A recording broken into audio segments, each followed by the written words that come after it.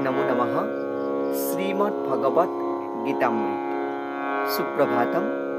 আজি শ্ৰীমদ ভগৱত গীতাৰ জ্ঞানযোগ নামৰ চতুৰ্থ অধ্যায়ৰ ৩১ সংখ্যক শ্লোকভাগী হৈছে এনেধৰণৰ।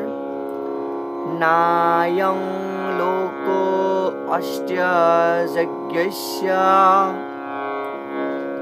কুতোऽন্যঃ কুৰু সত্যম।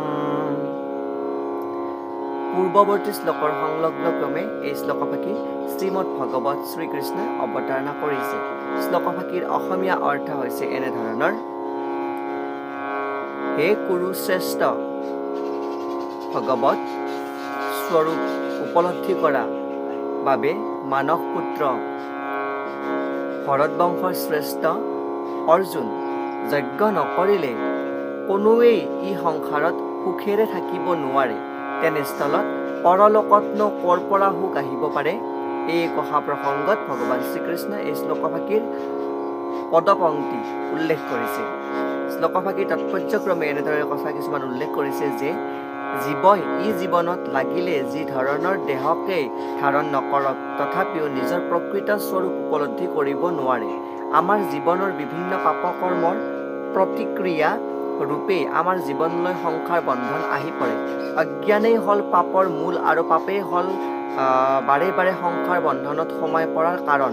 এই সংসাৰ বন্ধনৰ পৰা মুক্তি পোৱাৰ একমাত্ৰ সুযোগটো পোৱা যায় মানৱ জীৱনতে, আৰু সেয়েহে এই মানৱ জীৱনত যি ইন্দ্ৰিয় সুখ নিয়ন্ত্ৰণ কৰি বেদৰ উপদেশ ক্ৰমে যি যজ্ঞানুষ্ঠানসমূহ সুচাৰুৰূপে সাধন কৰিব পাৰে, এই সুচাৰুৰূপে সাধন কৰাৰ ফলত এই শৰীৰৰ পাপৰ পৰা বন্ধনৰ পৰা মুক্ত পোৱা যায়। কিন্তু ওপৰত বৰ্ণনা কৰাৰ দৰে যজ্ঞানুষ্ঠানৰ দ্বাৰা জীৱনৰ চৰম উৎকৰ্ষ সাধন কৰিব পাৰি।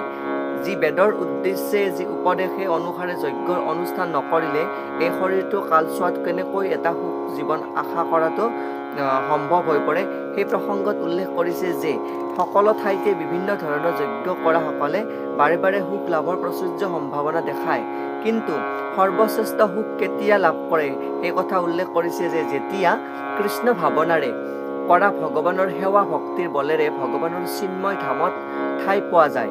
গতিকে সংসাৰৰ বন্ধনৰ সকলো সমস্যাৰ সমাধান একমাত্ৰ উপায়টো হৈছে কৃষ্ণ ভাৱনাময় জীৱনৰ আলম্বন।